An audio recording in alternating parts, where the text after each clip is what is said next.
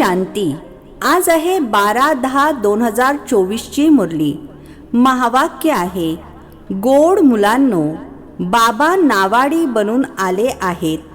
तुम्हा सर्वांची नाव विषय सागरातून बाहेर काढून क्षीरसागरामध्ये घेऊन जाण्यासाठी आता तुम्हाला या किनाऱ्यावरून त्या किनाऱ्यावर जायचे आहे.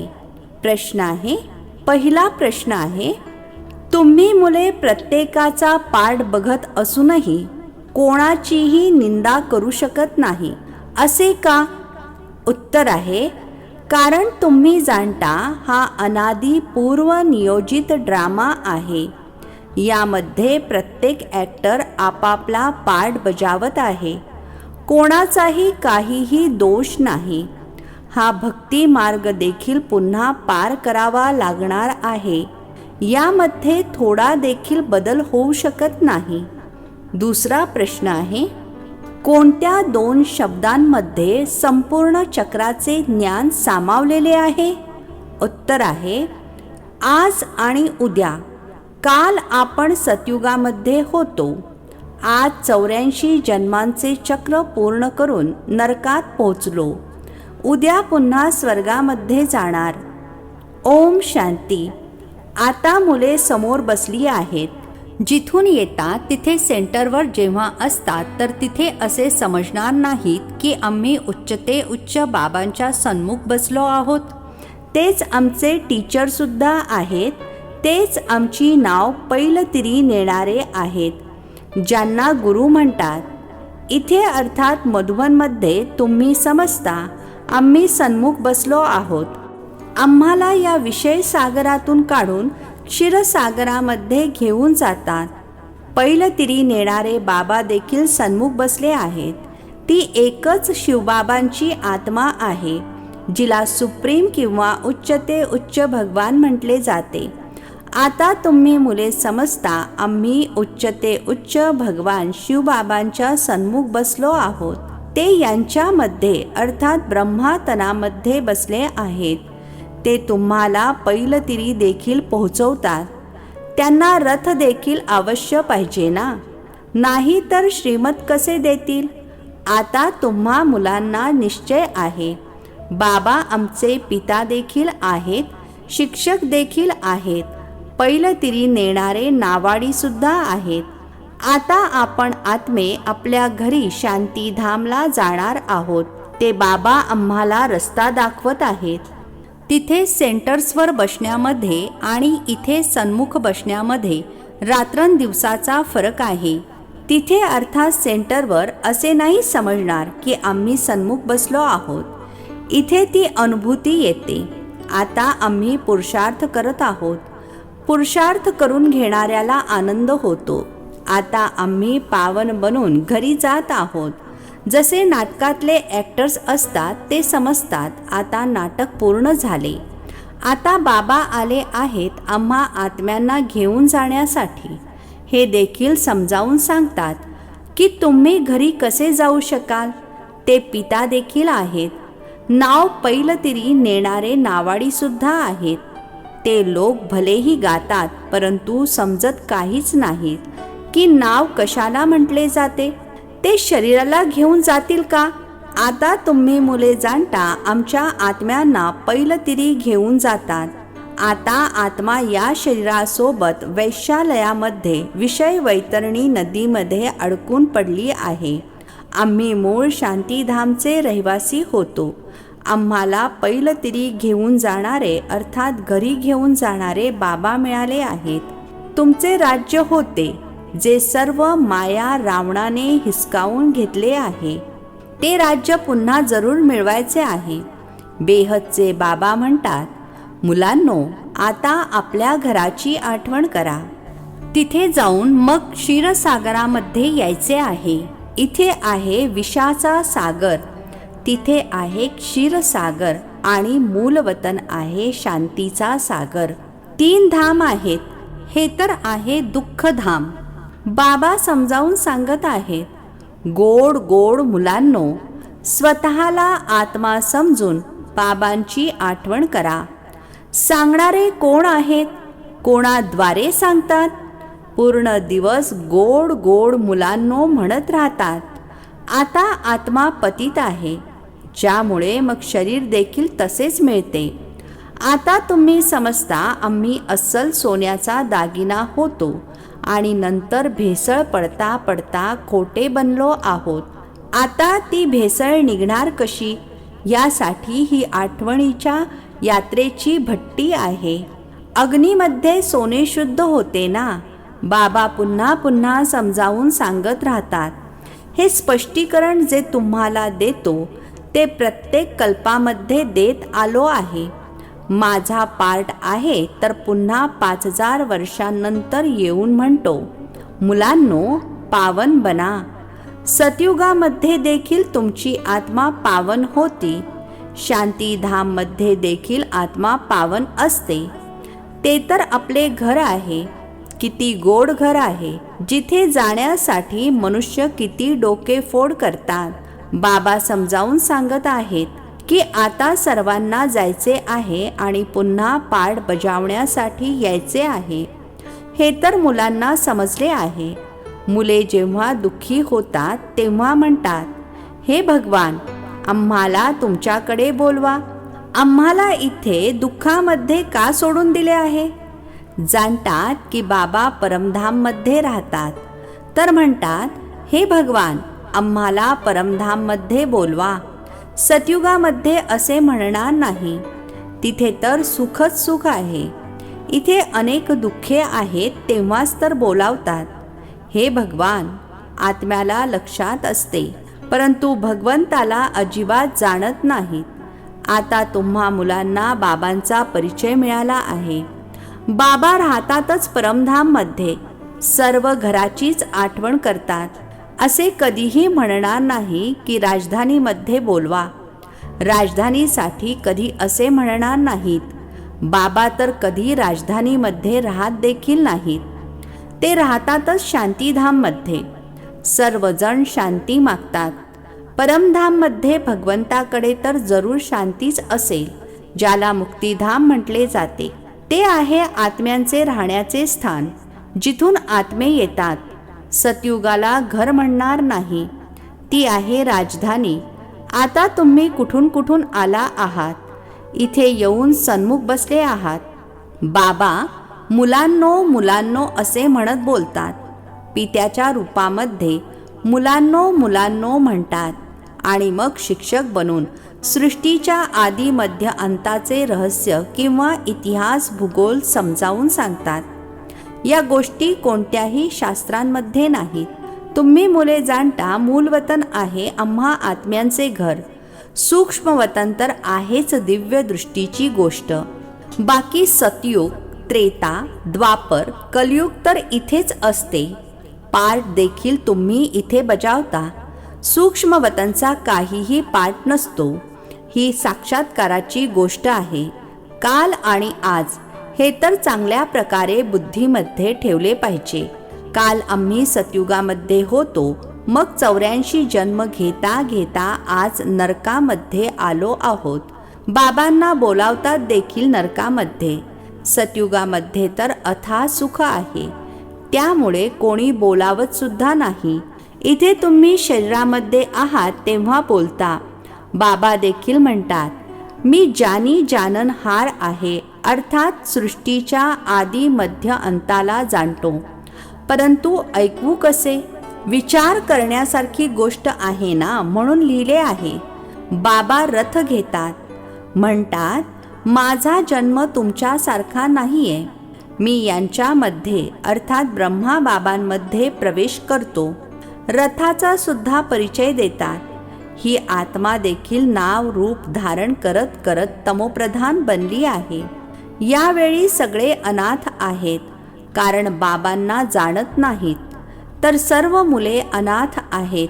आपापसात भांडतात तेव्हा म्हणतात ना, अनाथ मुलांनो भांडता कशासाठी. तर बाबा म्हणतात, मला तर सर्व विसरले आहेत. आत्माच म्हणते, अनाथ मुले मुली. लौकिक पिता देखील असे म्हणतात. बेहदचे बाबा देखील म्हणतात, अनाथ मुलांनो, ही अवस्था का झाली आहे. कोणी मालक आहे का. तुम्हाला बेहदचे बाबा जे स्वर्गाचा मालक बनवतात, ज्यांना तुम्ही अर्ध्या कल्पापासून बोलावत आले आहात, त्यांना म्हणता दगड धोंड्यात आहेत. बाबा आता सन्मुख बसून समजावून सांगत आहेत. आता तुम्ही मुले समजता आम्ही बाबांकडे आलो आहोत. हे बाबाच आम्हाला शिकवतात. आमची नाव पैलतिरी नेतात कारण ही नाव खूप जुनी झाली आहे. तर म्हणतात हिला पैलतिरी न्या आणि आम्हाला नवीन द्या. जुनी नाव धोकादायक असते, कुठे वाटेत मोडून पडेल, अपघात होईल. तर तुम्ही म्हणता आमची नाव जुनी झाली आहे, आता आम्हाला नवीन द्या. याला वस्त्र देखील म्हणतात, नाव देखील म्हणतात. मुले म्हणतात बाबा आम्हाला तर अशी अर्थात लक्ष्मीनारायणासारखी वस्त्रे पाहिजेत. बाबा म्हणतात गोड गोड मुलांनो, स्वर्गवासी बनण्याची इच्छा आहे. दर 5000 वर्षांनंतर तुमचे हे कपडे अर्थात शरीरे जुने होतात, मग मी नवीन देतो. हे आहे आसुरी वस्त्र. आत्मा देखील आसुरी आहे. मनुष्य गरीब असेल तर गरिबासारखे कपडे वापरेल, श्रीमंत असेल तर कपडे देखील श्रीमंतासारखे परिधान करेल. या गोष्टी आता तुम्ही जाणता. इथे तुम्हाला नशा चढतो की आम्ही कोणासमोर बसलो आहोत. सेंटर्सवर बसतात तर तिथे तुम्हाला हा अनुभव येणार नाही. इथे सन्मुख असल्यामुळे आनंद होतो, कारण बाबा प्रत्यक्ष बसून समजावून सांगतात. तिथे अर्थात सेंटरवर कोणी समजावून सांगत असेल तर बुद्धियोग कुठे कुठे भटकत राहील. म्हणतात ना, गोरखधंद्यामध्ये अर्थात कटकटीमध्ये अडकून राहतात. वेळ कुठे मिळतो. मी तुम्हाला समजावून सांगत आहे, तुम्ही देखील समजता. बाबा या अर्थात ब्रह्मामुखाद्वारे आम्हाला समजावून सांगत आहेत. या मुखाची देखील किती महिमा आहे. गोमुखातून अमृत पिण्यासाठी त्रास सहन करून कुठे कुठे जातात, किती कष्टाने जातात. मनुष्य समजतच नाहीत की हे गोमुख काय आहे. किती मोठे हुशार मनुष्य तिथे जातात, त्यात फायदा काय. अजूनच वेळ वाया जातो. बाबा म्हणतात हा सूर्यास्त अर्थात सनसेट वगैरे काय बघायचा. यामध्ये फायदा तर काहीच नाही. फायदा होतोच अभ्यासामध्ये. गीतेमध्ये अभ्यास आहे ना. गीतेमध्ये काही हठयोग इत्यादीची गोष्ट नाहीये. त्यामध्ये तर राजयोग आहे. तुम्ही येता देखील राज्य घेण्यासाठी. तुम्ही जाणता या आसुरी दुनियेमध्ये तर किती भांडण तंटे इत्यादी आहेत. बाबा तर आम्हाला योग बलाने पावन बनवून विश्वाचा मालक बनवतात. देवींच्या हातामध्ये शस्त्रे दाखवली आहेत, परंतु खरे तर यामध्ये शस्त्रे इत्यादीची काही गोष्टच नाही. कालीला बघा किती भयानक बनवले आहे. हे सर्व प्रकार आपापल्या मनाच्या भ्रमातून बसून बनवले आहेत. देवी काही अशी 4-8 भुजावाली थोडीच असेल. हा सर्व भक्ती मार्ग आहे. म्हणूनच बाबा समजावून सांगत आहेत, हे एक बेहदचे नाटक आहे. यामध्ये कोणाची निंदा इत्यादीची गोष्ट नाही. अनादी ड्रामा पूर्वनियोजित आहे. यामध्ये काहीही बदल होत नाही. ज्ञान कशाला म्हटले जाते, भक्ती कशाला म्हटले जाते, ते बाबा समजावून सांगतात. तरी सुद्धा तुम्हाला भक्ती मार्गातून जावे लागेल. असेच तुम्ही 84चे चक्र फिरत फिरत खाली येणार. हे अनादी पूर्वनियोजित अतिशय सुंदर नाटक आहे जे बाबा समजावून सांगतात. या ड्रामाचे रहस्य समजून घेतल्याने तुम्ही विश्वाचे मालक बनता. आश्चर्य आहे ना. भक्ती कशी चालते, ज्ञान कसे चालते, हा अनादी खेळ बनलेला आहे. याच्यात काहीही बदल होऊ शकत नाही. ते अर्थात साधू संन्यासी तर म्हणतात ब्रह्ममध्ये लीन झाला, ज्योत ज्योतीमध्ये विलीन झाली. ही संकल्पांची दुनिया आहे. ज्याला जे येते ते सांगत राहतात. हा तर पूर्वनियोजित खेळ आहे. मनुष्य चित्रपट बघून येतात, त्याला संकल्पांचा खेळ म्हणणार काय. बाबा बसून समजावून सांगत आहेत, मुलांनो, हे बेहदचे नाटक आहे, ज्याची हुबेहूब पुनरावृत्ती होईल. बाबाच येऊन हे ज्ञान देतात, कारण ते नॉलेजफुल आहेत, मनुष्यसृष्टीचे बीजरूप आहेत, चैतन्य आहेत. सारे नॉलेज त्यांनाच आहे. मनुष्यांनी तर आयुर्मान अर्थात कार्यकाळ लाखो वर्ष दाखवला आहे. बाबा म्हणतात, इतके आयुर्मान थोडेच असू शकते. सिनेमा लाखो वर्षांचा असेल तर कोणाच्या बुद्धीत बसणारच नाही. तुम्ही तर सर्व वर्णन करता. लाखो वर्षांच्या गोष्टींचे वर्णन कसे कराल? तर तो सर्व आहे भक्ती मार्ग. तुम्हीच भक्तीचा पाठ बजावला आहे. अशी अशी दुःखे भोगत भोगत आता अंताला आला आहात. संपूर्ण झाड जडजडीभूत अवस्थेमध्ये आहे. आता तिथे जायचे आहे. स्वतःला हलके बनवा.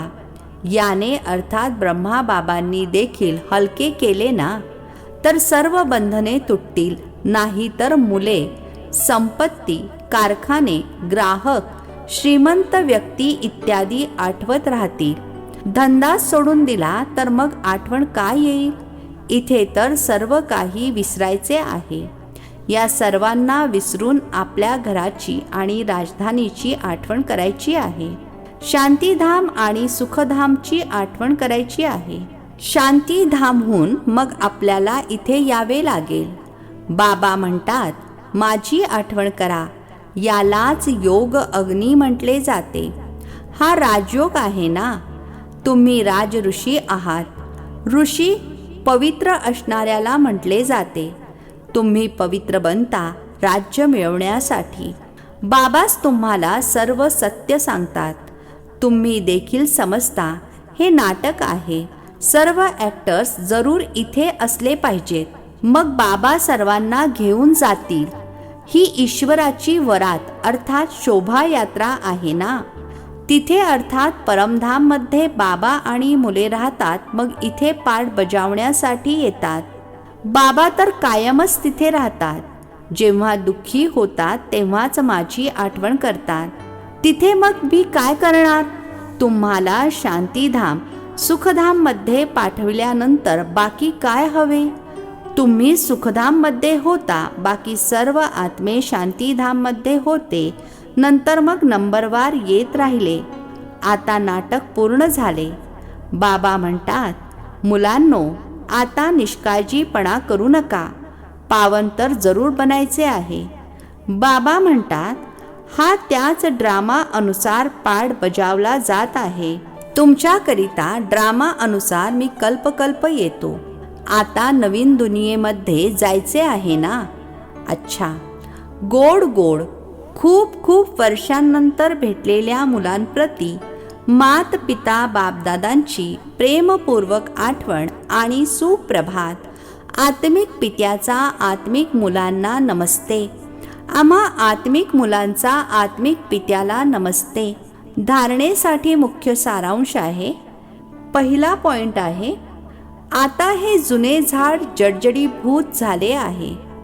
आत्म्याला परत घरी जायचे आहे. त्यामुळे स्वतःला सर्व बंधनांपासून मुक्त करून हलके बनवायचे आहे.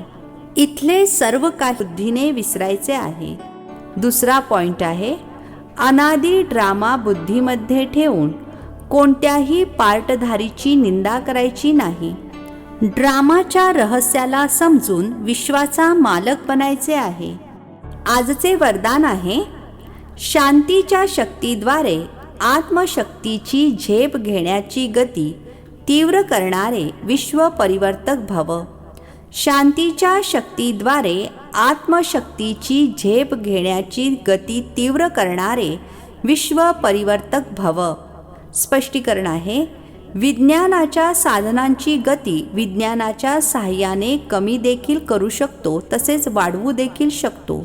परंतु आजपर्यंत आत्म्याच्या गतीशी कोणीही बरोबरी करू शकलेले नाही, ना करू शकणार. या बाबतीत सायन्स स्वतःला फेल समजते. जिथे विज्ञान फेल होते तिथे शांतीच्या शक्तीद्वारे जे पाहिजे ते करू शकता. तर आत्मशक्तीची झेप तीव्र गतीची करा. या शक्तीद्वारे स्वपरिवर्तन कोणाच्याही वृत्तीचे परिवर्तन, वातावरणाचे परिवर्तन करून विश्व परिवर्तक बनू शकता. तीव्र गतीची खूण आहे. विचार केला आणि पूर्ण झाले. स्लोगन आहे, शिक्षक दात्यासोबत दयाळू बनून सहयोगी बना. शिक्षक दात्यासोबत दयाळू बनून सहयोगी बना. अच्छा. ओम शांती. नवनवीन मराठी व्हिडिओज प्राप्त करण्यासाठी सबस्क्राईब करा मराठी गॉड रिपोर्ट चॅनलला.